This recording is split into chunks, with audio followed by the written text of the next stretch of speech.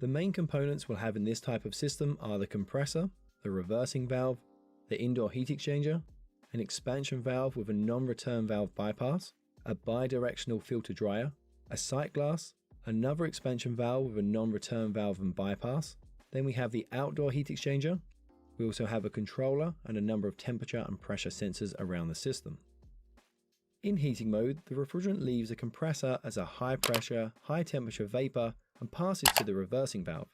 The reversing valve is positioned in heating mode, so the refrigerant passes through this and heads to the indoor unit. Cool air is then blown over the indoor unit's heat exchanger to remove some of the thermal energy and provide heating to the room. As heat is removed, the refrigerant will condense into a liquid. Having given up some of its energy, the refrigerant leaves as a high pressure, slightly cooler liquid. The refrigerant then comes to the expansion valve and bypass. In this mode, the expansion valve is closed, so the liquid refrigerant passes through the non-return valve. It then passes through the filter dryer and sight glass and then passes to the second expansion valve. It will then pass through this expansion valve because the non-return valve on this side is preventing flow in that direction. As the refrigerant passes through the expansion valve, the refrigerant expands in volume and turns into a part liquid, part vapor mixture. This expansion in volume reduces a fan is blowing outside ambient air over the coil and adding heat to the cold refrigerant. The refrigerant boils at a very low temperature, and as it boils, it will carry away the thermal energy. As an example, we know that water will carry thermal energy away as steam when it boils, and we know that it boils at 100 degrees Celsius or 212 degrees Fahrenheit. Well, if we then look at some common heat pump refrigerants, R134A for example, has a boiling point of minus 26.3 degrees Celsius or minus 15.34 degrees Fahrenheit. Refrigerant R410A has a boiling point of minus 48.5 degrees Celsius or minus 55.3 degrees Fahrenheit. So it's very easy to extract thermal energy even at very low outdoor temperatures. Heat exchanger as a low pressure, low temperature, slightly superheated vapor and then heads back to the reversing valve. The reversing valve then diverts this to the compressor to repeat the cycle. If the system is then switched into cooling mode, the system then acts like a normal split air conditioner. The compressor forces the high pressure, high temperature vapor refrigerant into the reversing valve. The reversing valve diverts this to the outdoor unit. The fan of the outdoor unit blows ambient air across the heat exchanger. This air will be a cooler temperature, so it carries the thermal energy of the refrigerant away. The refrigerant condenses as it loses its thermal energy. Having given up some of its energy, the refrigerant leaves as a high pressure, slightly cooler liquid. It then heads to the expansion valve, but this is closed, so the refrigerant passes through the non-return valve. It then passes through the sight glass and the bidirectional filter dryer. The next non-return valve is then closed, so the refrigerant passes through the expansion valve. As it passes through the expansion valve, the refrigerant changes to a part liquid, part vapor mixture, which causes it to drop in pressure and temperature.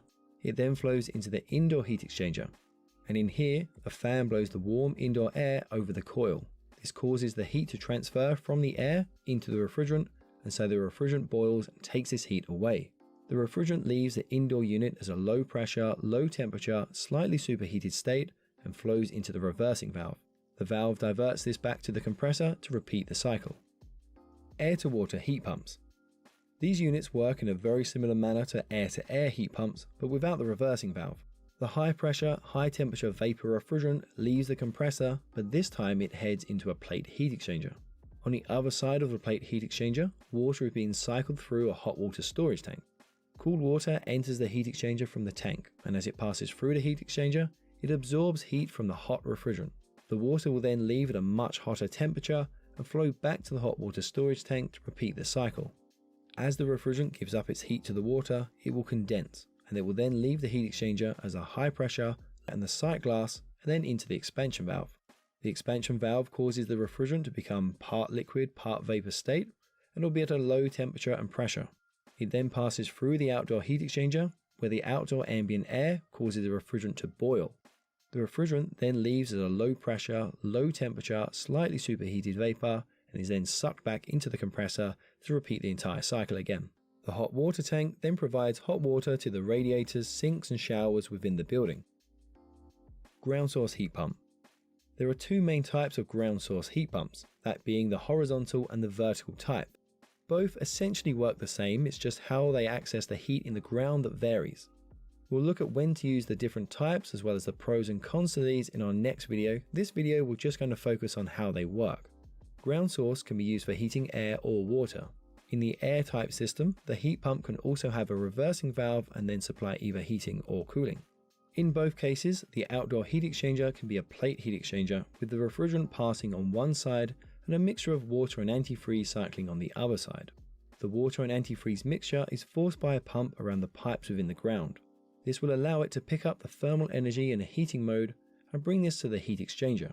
The refrigerant on the other side of the heat exchanger absorbs the heat because it has a very low boiling point, so as it boils it carries the heat away, which can then be used within the building.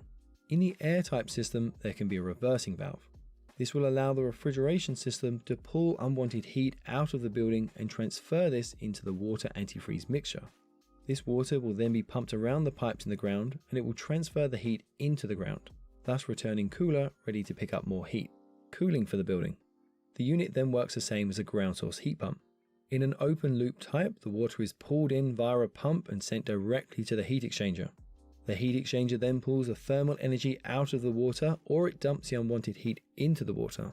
The water then passes through the heat exchanger and returns to the source some distance. I hope you enjoyed this and it has helped you. If so, don't forget to like, subscribe and share. Leave your questions in the comments section below and follow us on Facebook, Instagram, Twitter and of course, theengineeringmindset.com.